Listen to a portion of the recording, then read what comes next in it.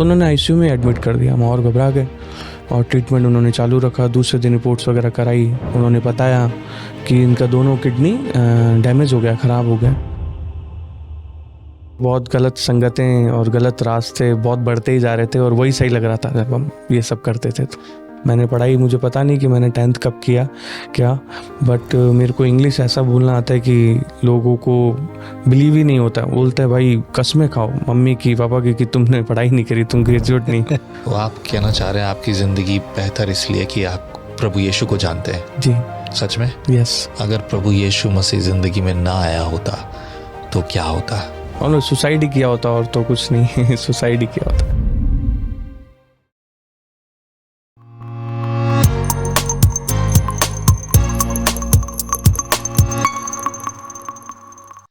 Praise the Lord JMC की स्वागत है आपका एक और बार विजनरी रेडियो टीवी के इस खास प्रोग्राम जिसका नाम है let's talk today. Let's talk today में बात करते हैं, बड़ी खास करते हैं, पर आज जो खास बात है वो है धन्यवाद की बात।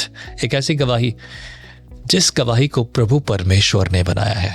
मैं ऐसे बहुत से लोगों से मिला हूँ जिनके बारे में ये गवाही सुनने को मिलती है, जिन्होंने अपनी गवाही ये दी कि मैंने यीशु को नहीं ढूंढा पर यीशु ने मुझे ढूंढा है। हालेलुया।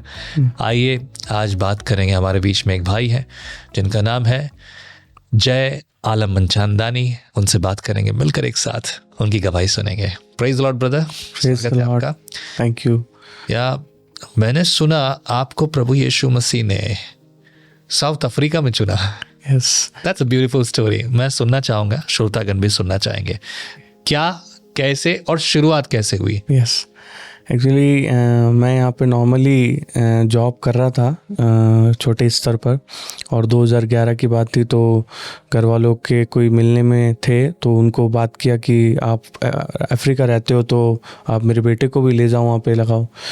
तो उन्होंने बोला कि सैलरी केवल 10,000 मिलेगा इंडिया का, और 2011 की ये बात थी। तो घर वालों ने भेजा और मेरा कोई जाने में इतना इंटरेस्ट नहीं था, पर उन्होंने फिर भी बोला कि आप जाओ और रहो, अच्छा हो जाएगा। तो वहाँ जब मैं गया स्टार्टिंग में तो बहुत परेशान हुआ, बहुत बिल्कुल मन नहीं लगा वहाँ का सिचुएशन देख के। बिल्कुल जंगल टाइप था, सारी चीज़ें थी। पर धीरे धीरे मैं काम करने लगा वहाँ पे। जो हमारे बॉस के जो नज़दीक थी उनका नाम था नोरा विलियम्स। तो वो ऐसा माँ जैसी बनी हमारी, मेरा बहुत केयर करती थी। तो वो चर्च में जाती थी और उनके फादर थे और मदर वो चर्च को चलाते थे वहाँ पर, और हम लोग वहाँ पे मेरे को एक बार लेके भी गए और ऐसे चलता रहा। और अचानक कुछ समय बाद में वहाँ पे इबोला हो गया, और इबोला इन्फेक्शन, इबोला वायरस, बिल्कुल इबोला वायरस, और ऐसा फैला कि लोग बाग बहुत मरने लगे। हमारे आंखों के सामने ही जिनसे हम मिल रहे थे वो भी ऐसा होने लगे। तो बहुत रिस्क हो गया। तो मैं बोला गया कि भाई आप बैक करके आ जाओ, और काफ़ी परेशान हुए कि यहाँ के भी लोग, फ्रेंड हो गए, फैमिली हो गए, बहुत लोग। तो हमने अपील करी तो ऑनर ने भी बोला कि आप जा तो सकते हो पर मुझे बहुत नुकसान हो जाएगा आपके जाने से। पर कह रहे थे कि भाई हमारी जान इम्पोर्टेंट है। तो इन सब चीज़ों से तो कैसे भी करके ऐसा समय आया। उस समय हम घर में थे, लॉकडाउन था। क्या करते थे आप वहाँ? वहाँ पे मैं फार्मेसी में, मुझे जॉब मिला कि आप फार्मेसी मेडिकल में सर्व करो। हॉस्पिटल के सामने था और वहाँ से होलसेल रिटेल दोनों था, तो वो मैं पूरा टैकल करता था। तो फिर मुझे घर पे हम थे, लॉकडाउन था, तो मुझे नोरा माने और उनकी दो फ्रेंड्स आई थी जो प्रेयर करते थे वो रूम में। तो मुझे उन्होंने प्रभु यीशु के बारे में बताया, और उन्होंने ऐसा बताया वो तुझसे प्रेम करता है और वो तुझे बहुत आशीष देना चाहता है। सारी चीज़ मुझे बहुत अच्छी लगी कि कोई मुझे चिंता करता है, मुझसे प्रेम करता है। तो मैंने प्रभु को जाना और उन्होंने बताया। ऐसे करके कुछ समय बाद में मैं इंडिया में आ गया 2014 में। आने के बाद मैंने मेरे नाना का काम संभाला था, और पढ़ाई वगैरह तो नहीं हो पाई थी बचपन से, तो जैसा तैसा वो काम संभाला। पर दोस्ती संसारिक जो थी वो और बढ़ने लगी। क्या काम करते थे आपके नाना? वो आइस, बर्फ़ का काम था, बहुत पुराना उनका। वो मतलब बर्फ़ की फैक्ट्री थी? नहीं, बर्फ़ की फैक्ट्री से लेकर और एक जगह पे लगा के बर्फ़ के वहाँ पे हम लोग बेचते थे। ओके। मतलब शादी वाले लेके जाते थे, घरों में लोग लेके जाते थे, ऐसे करके। जो चौराहे पर जी, लटक कर। जी। Okay fine. जी, तो ऐसे करके वो मैंने संभाला काफ़ी टाइम, और फिर दोस्ती मेरी ऐसे लोगों से होने लगी, और टाइमिंग भी ऐसा था, सुबह 6 से रात को 11-12 बज जाते थे, और फिर संगत बिगड़ने लगी, कई चीज़ें बुरी चीज़ें की आदत पड़ने लगी, और ऐसे ही चलता चलता और गैमलिंग्स वगैरह बहुत बढ़ने लगे, ऐसे कर्जे होने लग गए। तो कर्ज हो गया और बहुत बड़ा इशू हो गया। इवन मुझे इतना बड़ा हो गया कि वहाँ से निकलना पड़ा, मुझे भागना पड़ा वहाँ से, और फैमिली में आके लोग बहुत परेशान करते थे, सारी चीज़ें थी। और ऐसे समय में मैंने याद किया था, मुझे प्रभु के बारे में उन्होंने बताया, जो मुझसे प्रेम करता है, मेरी चिंता करता है। तो मैं उनका नाम लिया, और मैं एक जगह पे कैंटीन वगैरह कहीं पे भी काम कर लेता था, और रात वहाँ सो जाता था। तो मुझे सुबह उठा तो एक भाई मुझे मिला, वैशाली नगर की बात है। तो उन्होंने बोला, मैं संडे को भवन में जाता हूँ सत्संग प्रभु यीशु के। मैंने कहा हाँ, मैं जानता हूँ प्रभु यीशु को, मैं तो आप मुझे भी ले चलिए। तो वो लेके गया भाई मुझे, और मैं गया तो वहाँ पे मुझे लोग मिले प्रभु यीशु के, और वाकई जो उनका जो प्रेम होता है बहुत प्रभु के लोगों का, वो अद्भुत होता है। बहुत अच्छा लगता है कि वो उनका चिंता करना, अगर सारी सिचुएशन को सुनना, प्रॉब्लम को, तो बहुत अच्छा लगा मुझे उनसे मिलके। मैं जाने लगा, और परमेश्वर की आत्मा को भी वहाँ पे देखा, और प्रार्थना में बहुत शांति मिली है। ऐसे करके फिर मैं चाहे लिफ्ट लेके चले जाता था, चाहे बस से चले जाता था, हर संडे मैं जाने लगा ऐसे करके। और धीरे धीरे जो कर्ज था और जो चीज़ें थी वो धीरे धीरे सेटल होने लगी। मतलब कुछ कमा रहा था तो थोड़ा हाथ में रह रहा था, और जो हमारा घर था उस घर को सेल करके हमने कर चुकाया, पर घर की जगह दूसरा घर मिला, जो कि कई लोगों ने महंगा लिया उसी बिल्डिंग में, और हमें सस्ता मिला। प्रभु यीशु ने वहाँ पे भी बहुत बड़ा अपना सामर्थ्य याद दिखाया। तो ऐसे करके कर्ज को ऐसे अदा हुआ। फिर धीरे धीरे मैं अपने बढ़ने लगा प्रभु में, और चीज़ों से धीरे धीरे चीज़ों से छूटने लगा, और ऐसे फैमिली भी देखने लगा कि भाई हमारा तो फाइनेंस अप डाउन रहता है, सारी चीज़ें रहती हैं, बट ये फिर भी अच्छे उसमें रहता है, अच्छा पहनता है, अच्छा घूम लेता है, अच्छा सब कुछ चलता है इसका। और अब तो इसका पहले जैसा लाइफ भी नहीं है, कर्ज वगैरह का ये सब कुछ। तो ऐसे करता करता मेरा ये पूरा ऐसे चला प्रभु में, और सच में मैंने प्रभु यीशु के प्रेम को जाना, और उसने जो मेरे जीवन में बदलाव करता गया। और लोगों ने भी देखा, कई जगहों पे मेरी रेस्पेक्ट नहीं होती थी, मैं बात करता था, लोग मजाक उड़ाते थे, पर प्रभु में आने के बाद में ऐसा हुआ। मजाक क्यों? ऐसा मतलब कि पढ़े लिखे भी नहीं थे, तो कई लोग क्योंकि बीच में बैठते थे तो वो तो ऐसा ही समझते थे, तो ऐसे बोला करते थे वगैरह। पर परमेश्वर ने मुझे वो किया कि सुन के लोग हैरान होंगे। मैंने पढ़ाई, मुझे पता नहीं कि मैंने 10th कब किया क्या, बट मेरे को इंग्लिश ऐसा बोलना आता है कि लोगों को बिलीव ही नहीं होता। बोलते हैं भाई कसमें खाओ मम्मी की पापा की कि तुमने पढ़ाई नहीं करी, तुम ग्रेजुएट नहीं। मुझे ऐसा इंग्लिश स्पीकिंग प्रभु ने दिया, ऑटोमेटिक मैं सीखने लगा। और इंग्लिश पढ़ना भी नहीं आता था, पता नहीं इंग्लिश ग्रामर क्या, हाई इंग्लिश भी मैं पढ़ लेता और सब कुछ। तो सब बहुत हैरान हो गए थे, बहुत हैरान रहते थे। ऐसे करके प्रभु ने मुझे बहुत आशीष दिया, और मैं इंग्लिश बोलना, और इंटरव्यू देने चला गया मैं कंपनीज में। मेरा एक भाई था कज़न, तो उसने बोला तू इंटरव्यू देने आ जा, इंग्लिश तो आती है तेरे को, इंटरनेशनल प्रोसेस है, और 5 डे वीक है, सैटरडे संडे छुट्टी मिलेगा। मैं सुन के हैरान हो गया।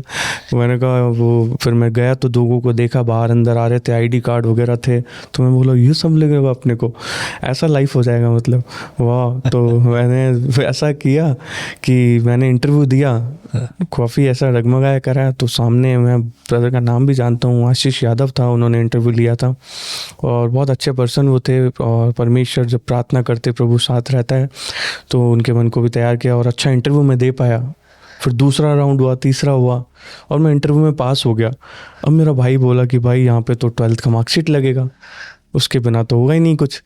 तो जैसे तैसे करके मैंने दिया था, प्राइवेट वगैरह कुछ निकाल के या कुछ उसने एडिट किया जो भी, तो मतलब फॉर्जरी किया, राइट?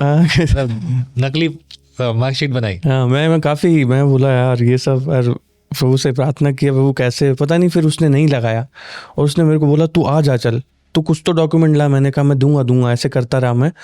तो मैंने ज्वाइन कर लिया, और वो HR था, तो कोई इसने संभाल लिया डॉक्यूमेंट, तो मैं ज्वाइन कर लिया, करता रहा, काम करता रहा, और सैटरडे संडे ऑफ होता था और ऐसा आईडी कार्ड लगाता था, पूरा लाइफ एकदम चेंज हो गया। और अमेरिका की कॉलिंग थी, इंटरनेशनल प्रोसेस था, कॉल सेंटर। हाँ बिल्कुल, HRCM प्रोसेस था, health care revenue cycle management का, वो मेडिकल प्रोसेस था, उसमें मैंने धीरे धीरे करने लगा। 6-7 मंथ मैंने जॉब किया, और ऐसा मतलब सब लोग भी हैरान थे, इतना अच्छा मतलब कैसे इसके साथ हुआ। तो ऐसा मैं चलता रहा प्रभु में, और एक समय प्रभु के बहुत प्रेम को जाना, और ऐसा मन में भी आता था कि कई लोग मेरे जैसे और भी हैं, प्रभु उनको भी बचाए। ऐसी चीज़ें परमेश्वर से मैं प्रार्थना भी करता था। अभी ऐसे मेरा फैमिली मेरे साथ संडे सत्संग भी जाता है कई बार, और ऐसा इस पे गुरुजी वगैरह आते हैं तो बिल्कुल आदर भी करता है। तो बस मैं चाहता था कि और भी वो प्रेम को जाने परमेश्वर के। और ऐसी सिचुएशन में मेरा भाई है जो छोटा है, वो दुबई रहता था 8-10 साल से, वो अभी रिसेंटली आया कुछ महीनों पहले कि ये भाई ये कुछ, तो वो आया तो उसको थोड़ा बीमार था, खांसी वगैरह था उसको, तो हमने कृष्णा हार्ट हॉस्पिटल में दिखाया निर्माण नगर। तो उन्होंने ड्रिप वगैरह लगाई, जांचें करी, बोला कि क्रेटिनाइन इसका बढ़ा हुआ है और ऐसे करके। तो हम लोग तो सब लाइटली थे, नॉर्मल थे। तो बोला आप ये डॉक्टर का नाम है, इस पे आप जाओ एड्रेस पे। हम लोग गए तो उन्होंने देखा, करा रिपोर्ट, बोला कि आप तुरंत इंडस में ले जाओ और मैं मॉर्निंग में आऊँगी और मैं बता दूंगी क्या करना है स्टाफ को। तो उन्होंने आईसीयू में एडमिट कर दिया। हम और घबरा गए और ट्रीटमेंट उन्होंने चालू रखा। दूसरे दिन रिपोर्ट्स वगैरह कराई तो उन्होंने बताया कि इनका दोनों किडनी डैमेज हो गया, ख़राब हो गया। तो काफ़ी सब, वो छोटा था तो लाडला था सबका, और सब लोग परेशान हो गए, तंग हो गए और चिंता में हो गए, और इवन रोने लगे, तकलीफ़ में हो गए। बहुत लोग जो जानकार थे उनको रिपोर्ट्स भेजी, फॉरवर्ड करी कि भाई ये रिपोर्ट डॉक्टर ने बताई है, क्या ये सही है, इसका इलाज नहीं है क्या? उन्होंने बोला इसका इलाज है नहीं, डायलिसिस होगा या फिर ट्रांसप्लांट होगा। ट्रांसप्लांट में भी फैमिली को बहुत इशू हो सकता है कि प्रॉब्लम आ सकता है आगे, ऐसे करके, और कौन देगा, ऐसा बहुत सारा इशू हो गया, बहुत तकलीफ़ में हो गए, कुछ समझ ही नहीं आ रहा था। तो मैं उस रिपोर्ट को लेकर हॉस्पिटल्स में जाता था, बड़े डॉक्टर्स के जो यहाँ के फेमस थे, गोदारा जी वगैरह, सबसे मैं मिला किडनी के। उन्होंने रिपोर्ट्स को देख के बताया कि ट्रांसप्लांट या डायलिसिस यही एक रास्ता है। तो रास्ते में आते वक्त ये चिंता बहुत थी, तो मुझे भी लग गया, ऐसा चिंता था बिल्कुल। प्रभु यीशु का वचन कहता है चिंता मत करो, डरो मत। उस समय मुझे वो विश्वास में और मजबूत दृढ़ होना था। और ऐसे में डायलिसिस भी चालू हो गया था भाई का। डायलिसिस पे ले जाके मैं जाता था, फिर मेरे कोई घर वाले जाने लगे, और मैं बाहर रोते थे क्योंकि अंदर लोगों को देखते थे, बाहर उनके फैमिली से बात करते थे तो घबरा जाते थे। बहुत साल हो गए, ऐसे हो गए। पहले वो बॉडीगार्ड थे, ऐसे ऐसे बाउंसर थे, ऐसे ऐसे हो गए, बिल्कुल ऐसा था, बिल्कुल ये डायलिसिस ऐसा होता है। तो इनका लाइफ यही ऐसा रहता है। तो और परेशानी, दुख में हो गए लोग, और आस पड़ोस लोग जानते, रिश्तेदार वगैरह सब लोगों ने ये देखा। ऐसे में बोला लोगों ने, मैंने बताया भाई हम लोग प्रार्थना कराते हैं, हम लोग गुरुजी को बुलाते हैं, पास्टर को जो हैं। तो वो आए। जी कौन? पास्टर जी। पास्टर जी। पास्टर जी आए हमारे चर्च की। तो उन्होंने, घर वाले ने बोला हाँ बुला भाई, तू विश्वास करता है और प्रभु, और तेरी लाइफ में भी हमने देखा है। तो वो खुद ही बोलते कि हाँ बुला प्रार्थना के लिए। तो वो आए थे, उन्होंने देखा सिचुएशन को कि कैसा है। उन्होंने बात किया डॉक्टर से, सब कुछ बताया, पर उन्होंने बोला कि ये रिकवर कर सकता है। और उन्होंने पूछा भाई से, सर पे हाथ रखा कि भाई मैं प्रभु यीशु मसीह के नाम से प्रार्थना करूँगा, आप सही हो जाओगे, क्या आप ये विश्वास करते हो? उसने बोला हाँ मैं विश्वास करता हूँ, और मैंने बाइबल भी पढ़ी है दुबई में कुछ, तो मुझे तो ये पता नहीं था। कहाँ पढ़ी? दुबई में? हाँ कुछ पढ़ी बाइबल थोड़ा।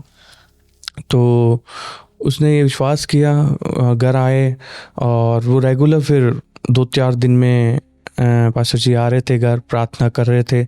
ऐसे करके कुछ समय बाद में परमेश्वर ने उसे हृदय में डाला कि भाई ये मुझे हटा दो, मेरे यहाँ से डायलिसिस जो हो रहा है, मुझे बहुत दर्द होता है, परेशानी होता है, मुझे कुछ नहीं है। ऐसा करके हम लोग भी चिंता थे, और वो हटाया। उसके बाद में थोड़ा टाइम गुजरता गया, डर तो बहुत था, पर परमेश्वर का वचन था, इशाया 53:5 को मैं पढ़ता था, प्रभु यीशु के कोड़े खाने से चंगे हुए हैं, वो उसको बताता था। और मैं भी प्रार्थना करता रहता था रेगुलर। यही नहीं, 500,000 से ज़्यादा लोग प्रार्थना कर रहे थे, जयपुर में हो, इंडिया में हो, इंडिया के बाहर हो, जो मिलने वाले थे, प्रभु के लोग थे, प्रार्थना करते थे, भाई के लिए कर रहे थे। तो आज 2 महीने से भी ऊपर हो गया है, और पहले जैसा स्वस्थ और शानदार है। पहले से स्वस्थ और शानदार है, वो कह रहा है मैं वापस दुबई जाऊंगा। तो इवन कई लोग आस पड़ोस के रिश्तेदार सब हैरान हैं कि तो ये परमेश्वर का बहुत बड़ा काम मेरे परिवार ने भी देखा। और कई लोग जो थे आस पड़ोस के, कई लोग बोलते थे कि भाई मैं जाता था तो संडे सत्संग में कई लोग बोलते थे कि आप ऐसा धर्म बदल लिया क्या, आपने ईसाई बन गए क्या, ये सारी चीज़ें। तो उनको बाद में समझ में आया ये सब चीज़ें देख के, कुछ आ गया था, कुछ ये चीज़ें देख के कि हाँ, वो लोग भी बोलते कि अभी कुछ हुआ था उनके फैमिली में। तो उनके अजमेर के रिलेटिव थे, वो आए थे, तो उनके अंकल की रोशनी आंखों की चली गई थी। तो उन्होंने बोला यार प्रार्थना कराओ ना, आप प्रार्थना कराओ ना कि वैसा जैसे आप हमें लेके चलो ना। उन्होंने बोला कि मैं प्रार्थना कराऊंगा ज़रूर। और ऐसे लोगों के हृदय परमेश्वर ने बदले। और ऐसा सिचुएशन होता था पहले, बहुत क्रेडिट वगैरह लेके मेरे को जीवन चलाना पड़ता था। अभी मैं इतना एस्टेब्लिश हूँ कि छोटा सा बिजनेस भी कर सकता हूँ। और परमेश्वर ने अद्भुत मेरे जीवन में आनंद और शांति और ऐसा अनुग्रह दिया परिवार में भी। क्या बात है। ये कॉल सेंटर में ऐसा देखा गया है कि ज़्यादातर लोग कॉल सेंटर में जाके अपने आत्मिक जीवन को खो देते हैं, क्योंकि उनको टाइम नहीं मिलता ना प्रार्थना करने का, संगति करने का, ना सोने का, ना जागने का। और उसके बाद ऐसे ही संगति होती है शराब, सिगरेट और ये तो चीज़ें पहले छूट गई थी। लेकिन सवाल यह है कि कॉल सेंटर में रहते हुए भी प्रभु में कैसे संगति की। हाँ, ये सैटरडे संडे जो मिलता था ना, वो सैटरडे संडे तो मैं जाता था प्रभु के लोगों के पास में जाता था और ऐसा प्रेयर करता था मैं।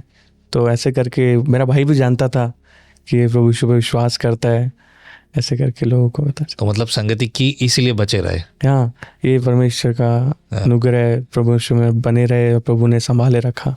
ज़्यादातर लोग इसलिए खो देते हैं अपना आत्मिक जीवन, क्योंकि वो काम में इतने खोए रहते हैं कि वो काम को पहला स्थान देते हैं प्रभु के अलावा। तो फिर बस चीज़ें बिगड़ जाती हैं। बिल्कुल। आपके बचपन की स्टोरी क्या है? आपके घर परिवार से में आप नहीं थे, आपको पाला नाना नानी ने। हाँ। स्टोरी क्या है? हाँ, एक्चुअली जब मैं पैदा हुआ तो 5-6 महीने बाद मेरी नानी मुझे लेके गई अपने घर। तो उधर मैं पला बड़ा और उनसे बहुत टचिंग हो गया था, नाना नानी मामा से।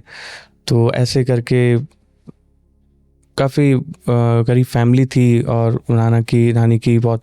तो ऐसे मैं वहाँ रहा और वहाँ के आस पड़ोस का भी माहौल ऐसा था। तो ऐसे करके मैं बड़ा हुआ। जब मामी आई तो इश्यूज़ होने लगे घर में, तो फिर मैं अपने घर में गया। तो अपने घर में गया, उसके बाद में हालांकि स्कूल की कोशिश बहुत करी पढ़ाने की, तो इंटरेस्ट ऑलमोस्ट चला गया था ऐसी उससे वगैरह। तो फिर पापा ने भी अपने साथ में काम में लगा दिया मुझे। क्या काम? जो काम वो करते थे, हालांकि ठेले पे मैगज़ीन बेचते थे, तो वो मुझे ले जाते थे और मैं भी वो बेचता था। हम लोग जाते थे कई गांव में, चाकसू निवाई, वहाँ पे हम लोग सेल करते थे ये सब चीज़ें, मैगजीन्स। हाँ जी, किताब्स वगैरह ये सब हम लोग बाय करते थे सिटी से, वहाँ सेल आउट करते थे। ऐसे चलता रहा जीवन। और बहुत कोई मतलब ना कहीं रेस्पेक्ट थी ना कुछ था, कुछ ऐसा विज़न भी नहीं दिख रहा था कुछ बड़ा। पर परमेश्वर कैसे जीवन में आया और उसका चुनाव उसने उस सबसे बड़े पापी को ऐसा बदला। ये जो नाना का जो बिज़नेस था बर्फ़ बेचने का, उस बिज़नेस की वजह से, उस बिज़नेस के टाइम पे, बिज़नेस तो कभी ख़राब नहीं होता, आदमी के चुनाव गलत होते हैं। वो संगति ख़राब कैसे हो गई वहाँ पर? कैसे उस गलत संगति में पड़ गए? वो एक्चुअली टाइमिंग का जो था, जो मेरे कई आसपास के दोस्त थे और वो मिलते जुलते थे साथ में, तो डेली उनका नाइट में ड्रिंकिंग का था, उसके बिना घर नहीं जाते थे। ओके। ऐसे करके। और फिर कुछ और लोग जैसे जो यंग दोस्त थे, वो भी जब वहाँ पे आने लगे, करने लगे, तो बैटिंग वगैरह, गैम्बलिंग वगैरह, तो इन चीज़ों में मैं बहुत इन्वॉल्व हो गया। किस तरह की बैटिंग? ये मैं आप बोलते सट्टा, नंबरिंग वगैरह, मैचेस वगैरह, इन चीज़ों में। कभी खुला? खुलने से ज़्यादा जाता है वो, अभी सबको पता है। पर प्रभु ने सच में बचाया। और कई लोग हैं जो आज उसी राह पे हैं और कर्ज में ही हैं। और ऐसे ही मतलब जो मैं नौकरियां करता था, वहीं नौकरियों पे ही है वो बेस्ड। उसी जगह पे 10-5 हज़ार रुपये 25-30 कमा ज़्यादा हो गए होंगे, बस उसी सैलरी पे हैं, उसी रेंटिस के मकानों पे हैं, वही जीवन वो जी रहे हैं। पर प्रभु यीशु ने मुझे बदला, हमारे घर खुद का घर है और बहुत अच्छा मैं कर लेता हूँ इनकम कैसे भी, मार्केटिंग करके कैसे भी, और बहुत अच्छे लोगों में परमेश्वर ने रखा है। तो बहुत लाइफस्टाइल में चेंजेस प्रभु ने मुझे दिए। मैं जब उनको देखता हूँ तो बहुत ऐसा सोचता हूँ वो भी प्रभु यीशु को जाने। तो आप कहना चाह रहे हैं आपकी ज़िंदगी बेहतर इसलिए कि आप प्रभु यीशु को जानते हैं? जी, सच में? यस, बिल्कुल सच में? यस, बहुत ऐसे सच। बहुत से लोग हैं जिनके पास आपसे ज़्यादा पैसा है और वो प्रभु को नहीं जानते, तो क्या उनकी ज़िंदगी बेहतर नहीं है?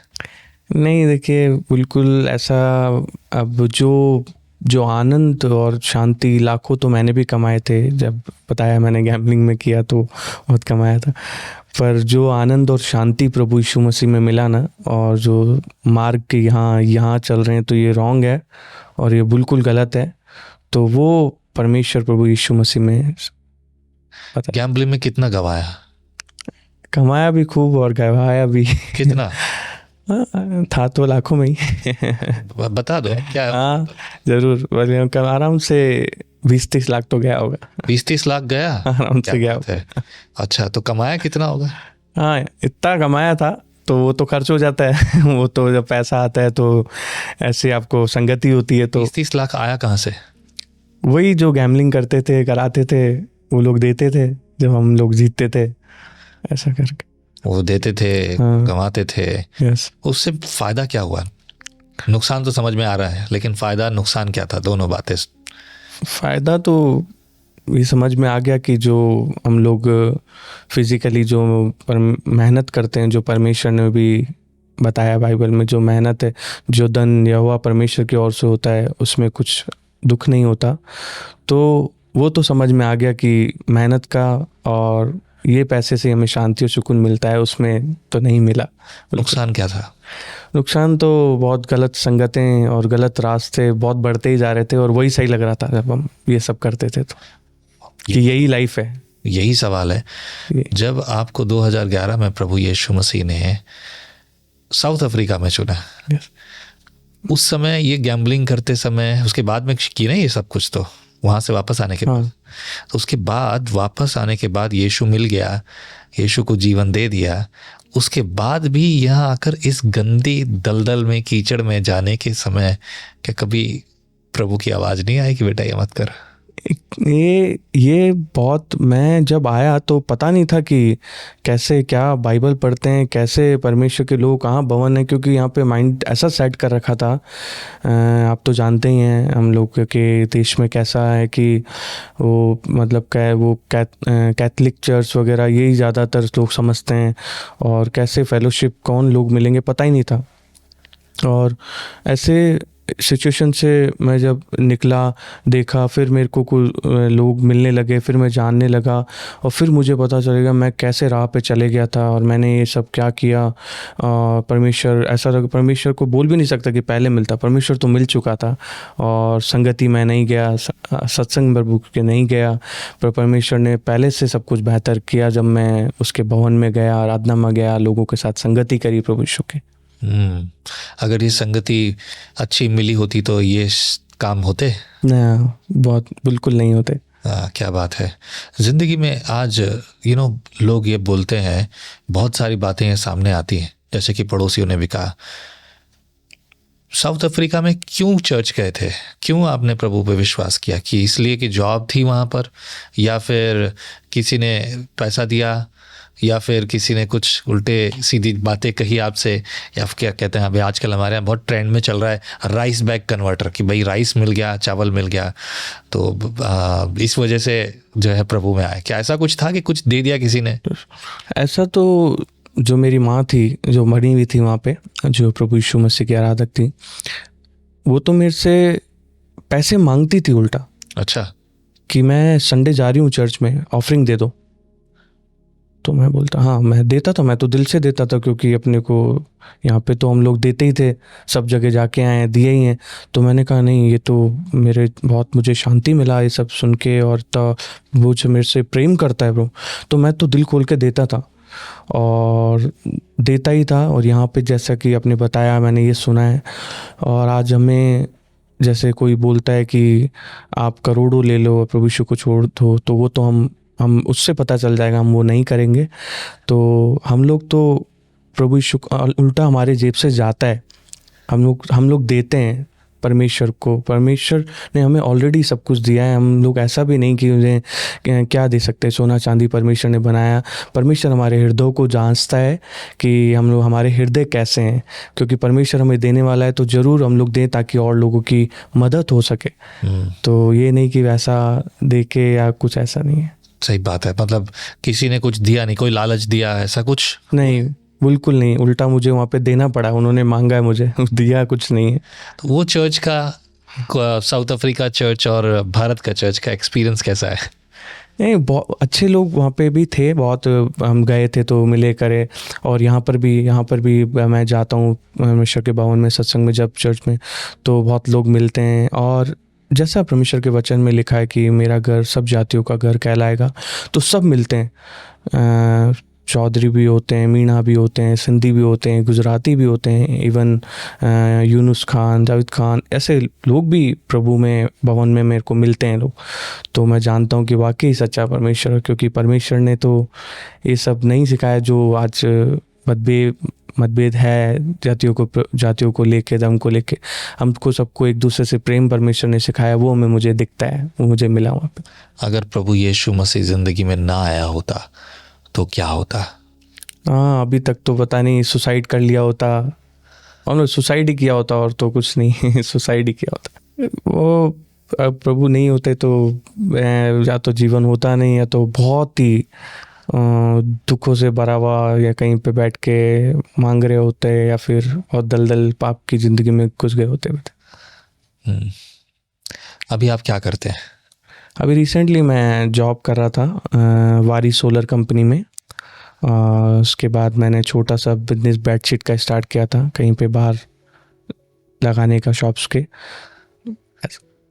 Okay, so you make good enough, आप काफ़ी कमा लेते हैं जितनी ज़रूरत है। हाँ बिल्कुल, जो ज़रूरत है और उससे बेहतर परमेश्वर देता है, और वो थोड़े में भी बहुत आनंद शांति देता है। और बहुत अच्छा रहता है कि हाँ, मैं टूर भी कर लेता हूँ घूमने फिरने के, और अच्छा सेविंग भी रहता है। इतना परमेश्वर का क्या बात है ना, बहुत खूबसूरत बात। करने वाला कौन, किसने किया ये सब आपके लिए? परमेश्वर भी, तो प्रभु Yeshu Masih. Praise Allah, that's beautiful. You know, God is big, प्रभु बड़ा भला है, और वो हमेशा अपने लोगों के लिए भलाई उत्पन्न करता है। बस भरोसा और धीरज रखने की बात है। कुछ ऐसी बातें हैं जो लोग मुझसे ऑफ द कैमरा बात करते हैं, और मैं ही हमेशा प्रेरित करता हूँ कि आप कैमरे पे बात करें लोगों की ज़िंदगी के लिए। पर यस, आत्मिक व्यक्ति आत्मिक बात समझ सकता है। यदि आप आत्मिक हैं तो आपको आत्मिक बात समझ में आएगी। और यदि आपके मन में भी कुछ ऐसी बातें हैं, आप कुछ शेयर करना चाहते हैं, विजनरी स्टूडियो सबके लिए खुला है। मैं कभी किसी से पैसे नहीं लेता। कुछ लोग पूछते हैं कि कितने पैसे ले रहे हैं, दूसरे मांग रहे हैं हमसे। I don't ask anyone. यदि आपको प्रभु ने कुछ दिया है, दिल में आनंद दिया है, आपकी गवाही है, आपको लगता है आपकी गवाही प्रभु की ओर से है, ज़रूरी नहीं कि कितनी महान गवाही है, ये भी सोचने की ज़रूरत नहीं है। आप विजनरी स्टूडियो आ सकते हैं। नीचे लिखे नंबर पर आप मुझे व्हाट्सएप मैसेज करें, फ़ोन ना करें प्लीज़, सिर्फ मैसेज करें। मैं आपके मैसेज का जवाब ज़रूर दूंगा। कोई प्रेयर रिक्वेस्ट है तो भी उसी नंबर पर आप मुझे भेज सकते हैं। और यदि प्रभु आपके दिल में बात करे कि आप किसी तरह से प्रभु की सेवकाई के लिए बीज बो सकते हैं, तो हमें बहुत सी ज़रूरतें हैं, आप उसी पर नंबर पर अपनी ऑफरिंग भेज सकते हैं। प्रभु आपको आशीष करे। बहुत सी बातें आगे भी होंगी। प्रोग्राम लगातार देखते रहें, संगति प्रभु की करते रहें। Thank you. आपको प्रभु बहुत आशीष करे। जय आपके जीवन के लिए और आपकी शादी के लिए। आगे जो प्रभु ने जिस किसी को चुना है आपके लिए, वो भी प्रभु की ओर से आपके सामने आए और प्रभु आगे बढ़ाकर अपनी योजना में आपको ले चले। Thank you so much. Be blessed. Thank you so much. Praise the Lord.